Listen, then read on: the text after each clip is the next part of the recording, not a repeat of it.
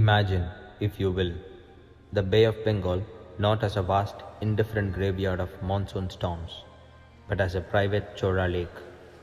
Picture a horizon jacked not with waves, but with the tiger-headed prows of 1,000 ships, their sails bloated with the scent of sandalwood and ambition. At the center of this floating forest stood one man, Rajendra Chola I. He did not merely inherit an empire, he sculpted a legacy out of seawater and granite. But as we witness the Chola sun reaching its zenith, we must ask the question that haunted the corridors of the Gangaikonda Cholapuram. Can a flame that burns this bright ever truly be extinguished, or does it simply consume the very fuel that sustains it? The answer lies at the end of a journey that spans from the frozen Ganges to the spice-choked straits of Srivijaya. History is usually told as a collection of remarkable people. I prefer to ask a quieter question. What sort of world made them possible?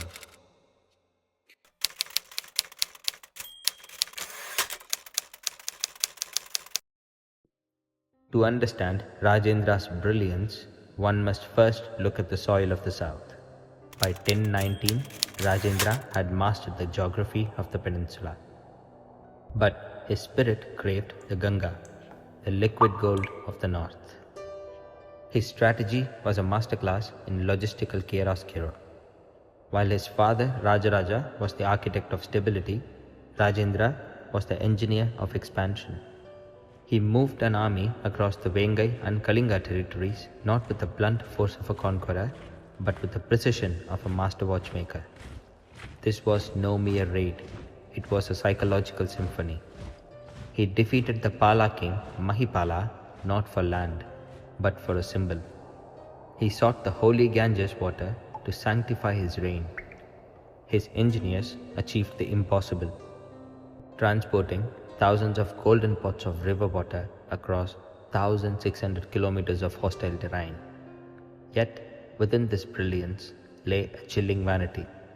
Upon his return, he didn't just build a temple, he built a city, Gangaikonda Cholapuram, and reportedly forced the defeated kings of the north to carry the water on their heads like a common laborers.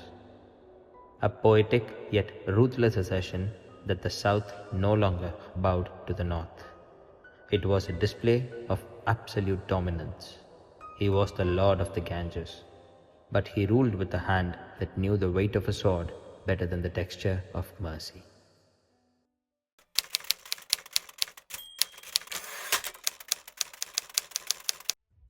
By 1025, the Chola navy was the undisputed titan of the Indian Ocean.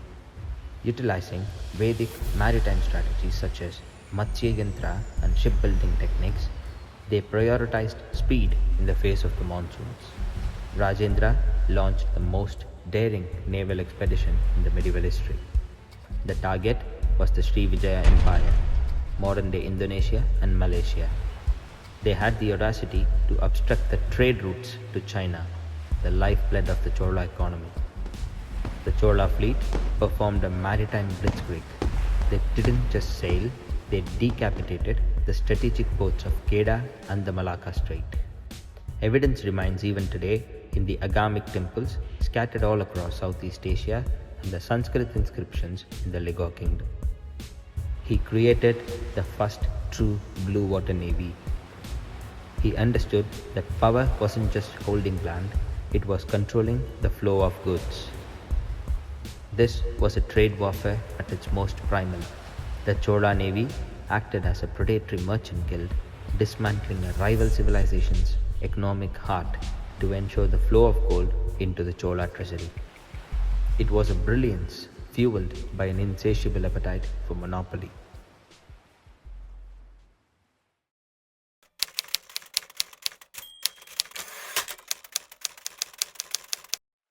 The Chola Empire was a living organism sustained by the Kaveri River. Their natural history is one of the hydraulic mastery. They built the Grand Anaikat, a dam system so sophisticated it regulated the whole pulse of the delta, turning the region into the rice bowl of South India. Their art was an extension of this natural order. The Chola bronzes, specifically the Natraja, captured the cosmic dance of creation and destruction. The lost wax casting method they perfected 1,000 years ago is still being studied by the metallurgists of today.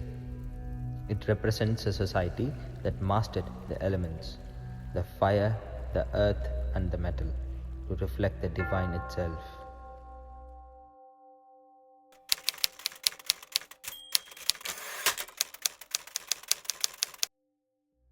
Nothing lasts, not even the Chola sun. By the mid 13th century, the empire began to fracture. The decline was not a sudden collapse, but a slow, rhythmic erosion. Maintaining a navy from the Maldives to Indonesia was an astronomical expense. The success versus ethics balance tipped as the state became a military machine that forgot how to be a community. Internal revolts and the resurgence of the Pandyas in the south acted as a pincer movement. And finally, the very governors Rajendra appointed to maintain the order began to carve out their own mini Chola kingdoms, leading to a loss of central authority. Today, we see their grandeur in the Vimanas of Tanjavur, which is still casting a long shadows over the landscape. They have taught the world that sea is not a boundary but a highway.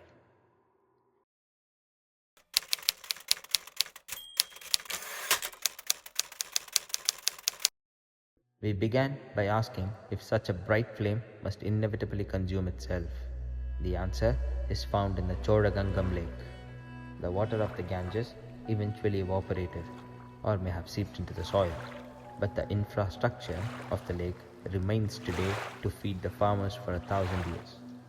The Chola Empire declined because it grew too large for its own heart to pump blood to its extremities. Its brilliance was its naval reach, the first blue water power of India. But its dark side was the arrogance that the sea and the people would always remain subservient to a single throne. They were masters of the world because they understood the world better than their rivals.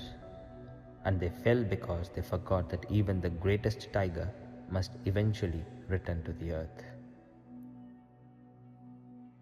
If this way of looking at history is useful, your support keeps it going.